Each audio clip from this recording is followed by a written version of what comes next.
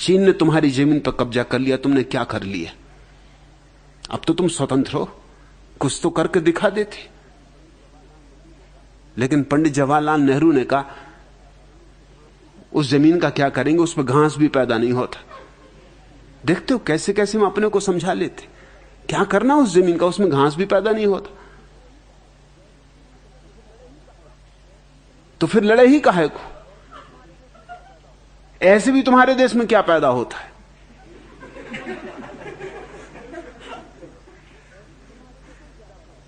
कम से कम मिलिट्री को ही विदा करो, ये झंझट ही छोड़ो।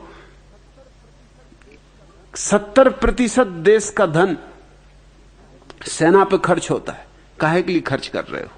इसको ही बचा लो कम से कम। कुछ गरीबों के पेट भरेंगे, दरिद्र नारायण की कुछ सेवा होगी, कुछ मंदिर बना लो, कुछ धर्मशालाएं बना लो, काहे को? और ऐसे भी क्या पैदा होता है? जो भी आएगा सो खुद ही परेशान होकर लौट जाएगा। क्या क्या सांत्वनाएं खोजते हो? 2000 साल में निरपवाद रूप से जो भी आया, और कैसे कैसे छोटे छोटे लोग आए, हूणों की कोई संख्या नहीं थी, मगर जो आया तुम उसके ही पैर चूमने को राजी हो गए। और मैं तुमसे ये कह देना चाहता हूं, तुम अपने कारण आजाद नहीं हुए हो, इस भ्रांति को छोड़ दो। तुम्हारे राजनेता लाख तुम्हें समझाएं, तुम अपने कारण आजाद नहीं हुए हो, क्योंकि तुमने क्रांति तो 1942 में की थी, आजाद 47 में हुए। ये तो खूब मजा हुआ। दुनिया में कभी कोई ऐसी क्रांति देखी? 1917 में रूस में क्रांति हुई तो 1917 में क्रांति हुई कि 1922 में जाके सफलता मिली? 1942 में तुमने क्रांति की और 1947 में जाकर तुम आजाद हुए। इस आजादी में तुम्हारा कुछ भी नहीं है। इस आजादी में तुम इस भ्रांति में मत पड़ना कि तुम्हारा कोई बहुत बड़ा दान है, योगदान है। इस आजादी में भी तुम पे पश्चिम की कृपा है। गुलामी भी उन्होंने दे दी थी तुम्हें, आजादी भी दे दी उन्होंने तुम्हें, और आज तुम्हारी आजादी छीनी जा सकती है। अभी चीन तुम पे कभी भी सवार हो सकता है। अगर नहीं सवार होता तो रूस के कारण, तुम्हारे कारण नहीं। और चीन सवार नहीं होगा तो रूस सवार होगा। तुम तो खच्चर हो, तुम पे कोई ना कोई सवार होगा, तुम किसी न किसी को ढोओगे। इसलिए मैं कहता हूं पहले विज्ञान, ये भूल बहुत हो चुकी, 10,000 साल में ये भूल बहुत हो चुकी। अब विज्ञान और विज्ञान की तकनीक, मगर तुम्हारे मूढ़ महात्मा तुमको समझाते हैं चरखा कातो। अगर मैं उनका विरोध करता हूं तो तुमको लगता है कि मैं तुम्हारी दुश्मनी कर रहा हूं। काटो चरखा, चरखा काटने से कोई अणुबम का मुकाबला नहीं हो सकेगा। तुम काटते रहना चरखा, तुम फिर गुलाम होगे। कोई तुम्हें समझा रहा है खादी पहनो, कोई तुम्हें समझा रहा है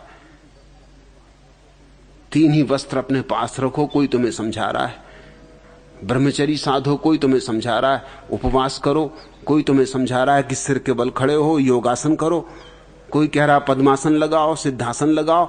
ये तुम लगाते ही रहे 10,000 साल से, और तुमने किया ही क्या? मैं तुमसे कहता हूं विज्ञान को जन्मा लो, समय रहते जन्मा लो। हमने बड़ी से बड़ी भूल जो की है अतीत में, वो थी विज्ञान को नहीं जन्माया।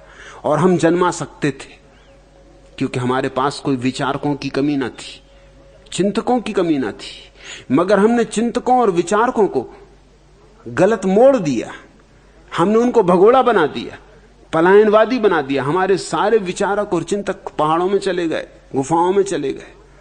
अगर अल्बर्ट आइंस्टीन यहां पैदा होता तो बैठे होते किसी हिमालय की गुफा में और जप रहे होते राम राम, या हनुमान चालीसा पढ़ रहे होते।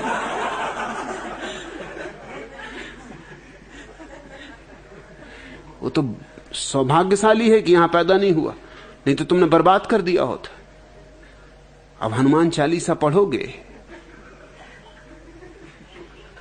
तो ठीक है। हनुमान जैसी बुद्धि हो जाएगी तुम्हारी। इससे ज्यादा आशा भी क्या कर सकते हो? कोई बंदरों को पूज रहा है, कोई गौ भक्त है, कोई हाथियों को पूज रहा है, कोई झाड़ों को पूज रहा है। इस संस्कृति को तुम मुझसे बचाने को कह रहे हो? इसमें बचाने योग्य क्या है? इस कूड़ा करकट को बचाने की बात कर रहे हो? और तुम कहते हो कि आप पश्चिमी सभ्यता का इतना ज्यादा समर्थन और भारतीय संस्कृति का इतना ज्यादा विरोध क्यों करते हैं? इसलिए कि भारत से मुझे प्रेम। मैं चाहता हूं कि यह भी दुनिया में अपना स्थान पाए, सम्मानपूर्वक अपना स्थान पाए, और यह विज्ञान के बिना नहीं हो सकता है।